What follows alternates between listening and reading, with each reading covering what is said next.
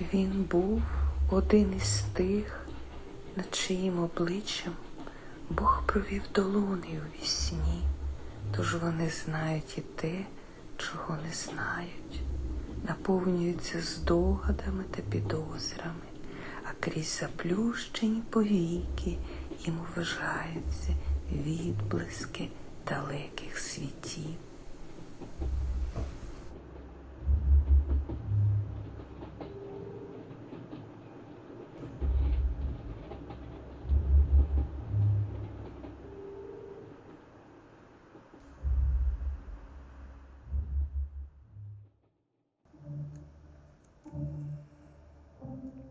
Który z nich to ja? Było nas 15 w klasie tego dnia. Czy ja to Albert Nowak, Jan Góracki, Michał Ramer, Izrael Igel, Eliasz Hersik. Nikt nie zauważył jego lewego ramienia w cieniu, które dotknęło mojego prawego barku. Zamarłem z piłą w ręku. Dlaczego on wybrał właśnie mnie? Czy zrobiłem coś nie tak? Może źle trzymałem piłę. To był mój nauczyciel plastyki z Drohobycza, Bruno Schulz.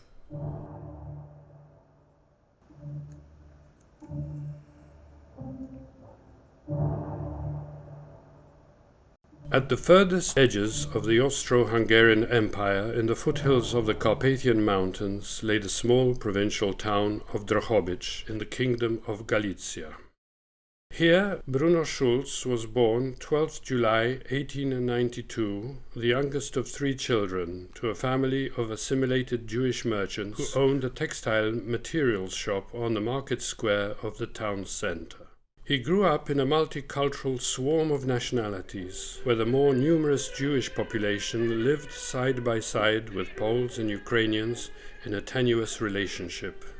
He wrote in Polish, was fluent in German, and his Jewish heritage exerted a marked influence on his artistic and literary imagination.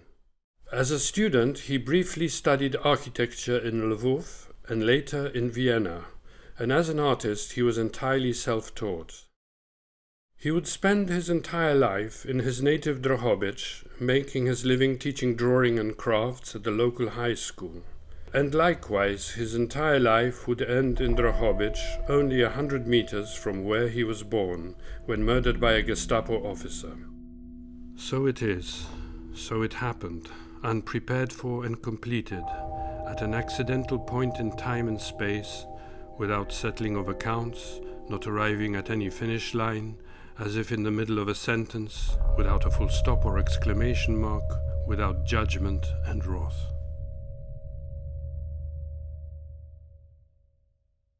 This was a half-real, half-imaginary Drohobycz, never ceased to fascinate Schulz, to which his whole being was inextricably bound. Nothing happens here by chance. Nothing results without deep motive and premeditation. Here events are not ephemeral surface phantoms. They have roots sunk into the deep of things and penetrate the essence. Here decisions take place every moment, laying down precedents once and for all. Everything happens here, happens only once, and is irrevocable.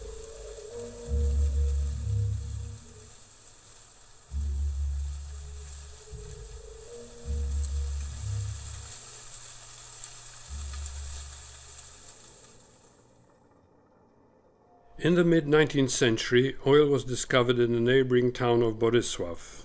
A black gold rush ensued, and Bolesław became one of the largest oil towns in the world, a veritable wild American Klondike with its streets literally awash in oil.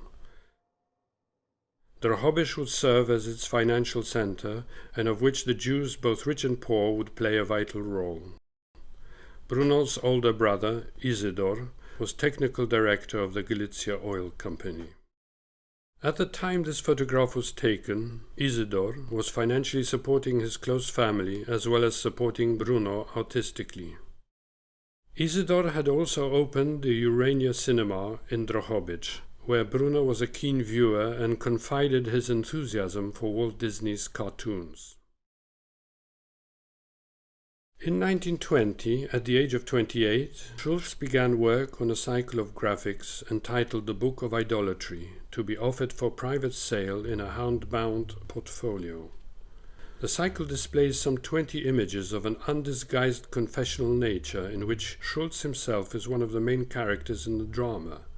They depict a secret zone of men in varying states of masochism, obsessively worshipping a female idol who reigns imperiously.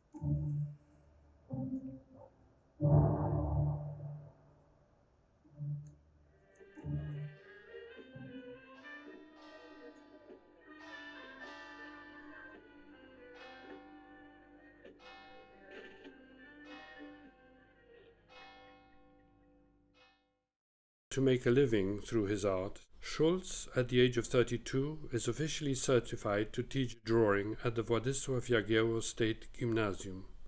He will hold this position for the next 17 years until 1941, 1 year before his death. Being a full-time teacher now meant that he was only able to create in stolen moments. His first attempts at writing were to be found in elaborate postscripts of letters to the poet Deborah Vogel, which would eventually become the text for his first collection of short stories entitled Cinnamon Shops, entirely funded by his brother Isidor. These 12 stories score a mythical era of a timeless and transcendent Drohobycz, whose labyrinthine streets and interiors are transfigured in great fugues around mythological figures, and where ultimately no center can ever be reached.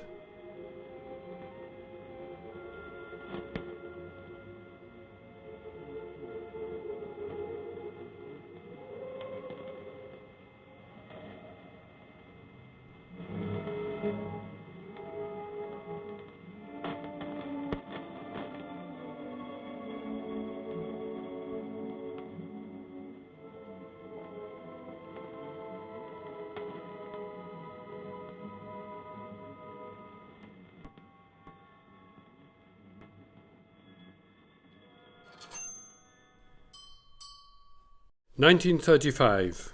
Bruno Schulz's older brother Isidor suddenly dies, and his death leaves Schulz without any further financial help to support his sick sister and son on his meager income as a teacher.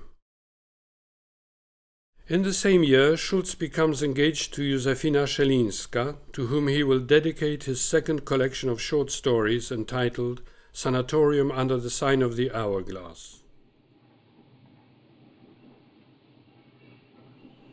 You know as well as I that from the point of view of your home, from the perspective of your own country, your father is dead.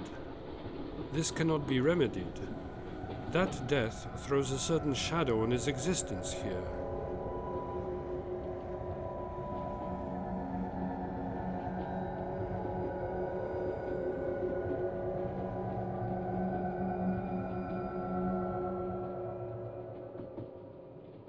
September 1st, 1939, Germany invades Poland. In accordance with the Molotov-Ribbentrop Pact between Hitler and Stalin, a defeated Poland is now divided between the two of them. Drohobycz is immediately annexed to the Ukrainian Soviet Republic.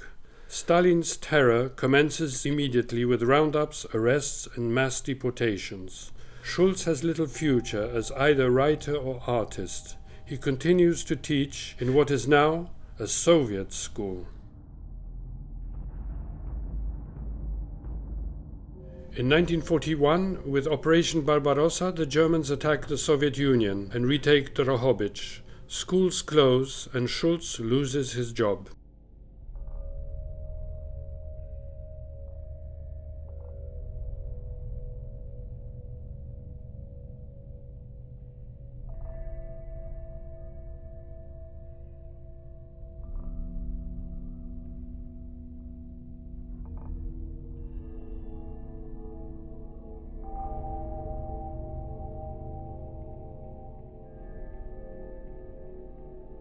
The Nazi occupation commences ruthlessly against all inhabitants of Drohobycz. Under the most zealous murderer of Drohobycz Jews, the Gestapo officer Felix Landau initiates forced labor, deportations to death camps, and mass killings.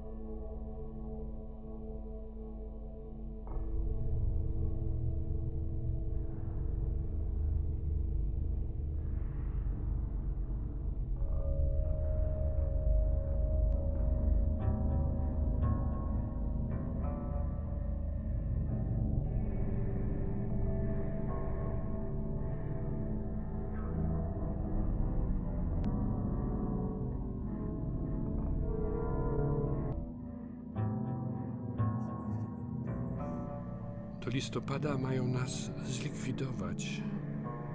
Nas, Żydów. They're supposed to liquidate us by November. Us, Jews. Aside from this criminal debauchery, Landau takes a particular interest in Bruno Schulz's art, and in exchange for protection, Landau demands from him various paintings, including a mural for his children's bedroom in the Villa Landau.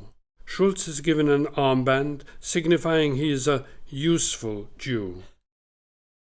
He is forced to leave his home and move into the ghetto, where he and his family occupy a room in a one-story house. After a violent pogrom in neighboring Borisław, where over 1,500 Jews, including Schulz's last regular correspondent Anna Płockier and her husband, are shot and buried in mass graves, Schulz realizes the end is near. In the hope of preserving his drawings and manuscripts, he entrusts them to less endangered people outside the ghetto. 19th November 1942. On a day called Black Thursday, a wild action takes place by the local Gestapo, who rampage the streets randomly, killing passers-by. Schulz is caught by a Gestapo officer and shot twice in the head. Over 200 Jews were murdered that day. Testimony varies as to where Schulz is buried, possibly in the destroyed old Jewish cemetery where his parents were interred, and where in the 1950s a Soviet block of flats was built. Or in the new Jewish cemetery on the outskirts of the town, in an unmarked grave close to the cemetery wall and not far from the mass grave to the victims of Black Thursday. In 2001, 60 years after the death of Bruno Schulz, the documentary filmmaker Benjamin Geisler and his father discovered the lost murals that Schulz painted for the children of Gestapo officer Felix Landau. They are found in a tiny room, being used as a pantry, beneath layers of paint. Here we see Alfred Schreier, former student of Bruno Schulz, pointing out the mural to the owner of the flat, Mrs. Kałużny. Polish and Ukrainian art experts arrive and commence meticulous restoration work on what can only be seen as the final living crypt of Bruno Schulz. 80 cm. Tak. Prostokątem. Zapraszam pana Wojciecha, bo jest tu twarzyczka. Cudownie. Boże! No i ta jest chyba typowa, Oh my god! prawda? Ta jest typowa i to przypomina w ręce autoportrety. Ach, Boch mój. But even this crypt will be violated and Schulz will be deported. There is international outrage as Israel's Yad Vashem secretly swooped in and crudely pried the murals from the walls and then illegally smuggled them back to Israel, stating that Schulz belonged to the Jewish nation because he had died at the hands of the Gestapo. The issue was settled in 2008 when Israel fully recognized Schulz's murals as the property and cultural wealth of the Ukraine and are presently on long-time loan to Yad Vashem. The remaining fragments left in place have now been restored and moved to the collection of the Bruno-Schulz Museum in Drohobycz. Whilst all around him death and deportations reigned, Schulz survived each day, walking from the ghetto to Landau's villa to bestow scenes of innocence taken from Grimm's fairy tales.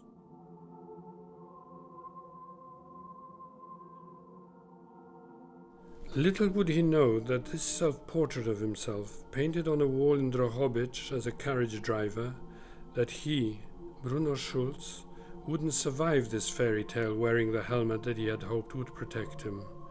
This can now only lend yet a further dignity to his much too brief life.